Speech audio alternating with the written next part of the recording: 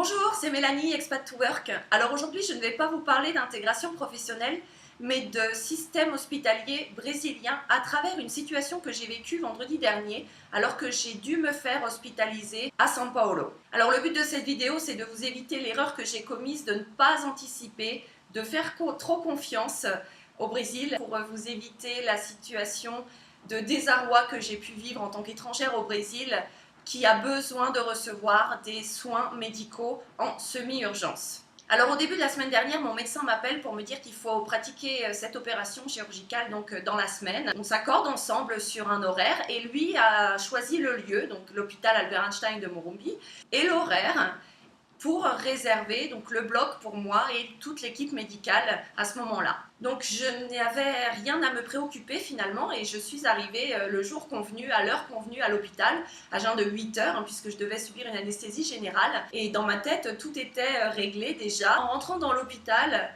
j'avais l'impression d'arriver dans un hôtel de Las Vegas. Ça a froissé un petit peu mes valeurs parce que pour moi un hôpital ne devrait pas ressembler à ça. Mais bon, c'est tout. Je me dis, je suis à l'étranger, après tout, c'est comme ça que ça se passe pour recevoir des bons soins. En arrivant aux admissions, la personne me propose un devis. Sauf que c'était complètement incohérent pour moi, ça aurait dû être une facture puisque l'équipe chirurgicale m'attendait et l'opération était prévue à ce moment-là. Donc un devis qui se transforme en facture, mais a priori, et en plus, pour pouvoir pratiquer, pour pouvoir recevoir cette opération, eh bien je devais le payer tout de suite. 16 000 réals brésiliens, l'équivalent de 5 000 euros. 5 000 euros de frais hospitaliers que je devais payer tout de suite pour pouvoir avoir cette opération pour laquelle j'étais venue et pour laquelle je m'étais organisée toute la semaine, donc parce que j'ai une fille aussi de 2 ans et demi à m'occuper. Heureusement, mon mari était rentré de déplacement professionnel le matin même, parce que vous allez voir, j'ai eu besoin de lui. Au Brésil, il y a un système de carte de crédit qui vous permet de payer quelque montant que ce soit, petit ou gros, en plusieurs fois sans frais. Et là, moi j'avais ce moyen de paiement sur le coup, donc pour régler, une fois le choc du montant passé et que j'accepte de le payer, j'avais ma carte de crédit pour le régler. Sauf que elle ne passait pas, la limite de mon crédit sur cette carte-là n'était pas suffisante. Tant que le gérant de l'hôpital n'avait pas l'argent sur son compte, sur le compte de l'hôpital, il n'acceptait pas de me laisser rentrer. Le problème a duré 4 heures. Pendant 4 heures, j'ai négocié avec la banque. J'ai essayé avec mon mari de faire un transfert bancaire depuis le site internet de la banque. Ça n'est pas passé parce que la limite était dépassée.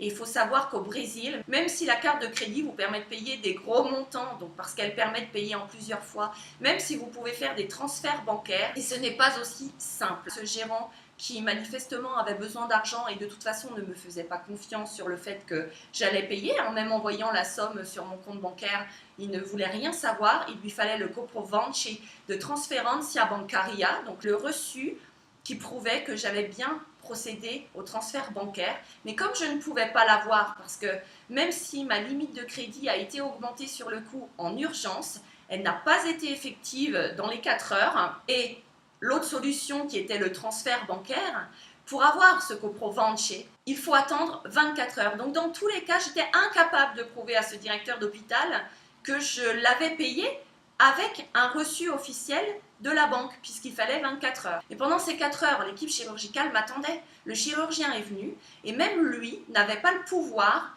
de dire au directeur, c'est ma patiente, je la connais depuis 2 ans, je vais faire l'opération avec elle, et elle vous paiera. C'est juste une question d'heure, c'est juste un problème technique. Même en expliquant bien les choses, ils sont restés fermés. Ce que j'ai ressenti à ce moment-là, ce directeur-là qui voulait son argent absolument pour me laisser recevoir les soins dont j'avais besoin, m'a parlé comme si j'étais une voleuse en fait. Au Brésil, quand vous ne pouvez pas payer ce que vous devez sur l'instant, que vous montrez un défaut, et même s'il est technique ce défaut de paiement, si ça n'a rien à voir avec le montant que vous avez sur votre compte bancaire, vous êtes considéré comme un moins que rien, et encore, ça a été un comportement lamentable de leur part, et je l'ai reçu de plein fouet. C'est la première fois que je vis ça de toutes mes expatriations. J'ai eu à faire cette opération et je l'ai faite au Mexique, et toutes les fois où je me suis faite hospitaliser, d'ailleurs, j'ai toujours réglé l'hôpital ou réglé les médecins a posteriori. Il y avait une confiance quand même supérieure au Mexique.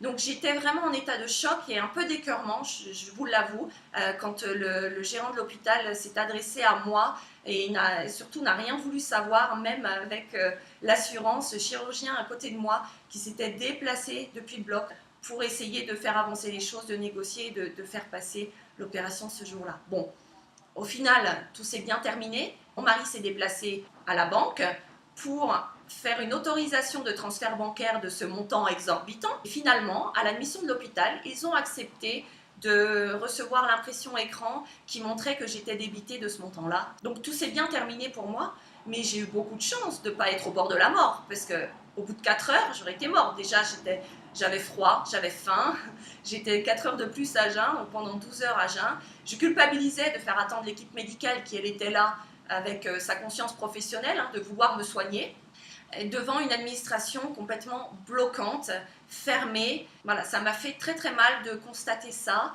Je connais le système brésilien et c'est vrai que quand vous montrez que vous avez de l'argent, eh bien toutes les portes sont ouvertes, mais s'il y a un problème technique qui se faufile là-dedans, eh bien vous n'êtes plus rien. Donc il faut le savoir.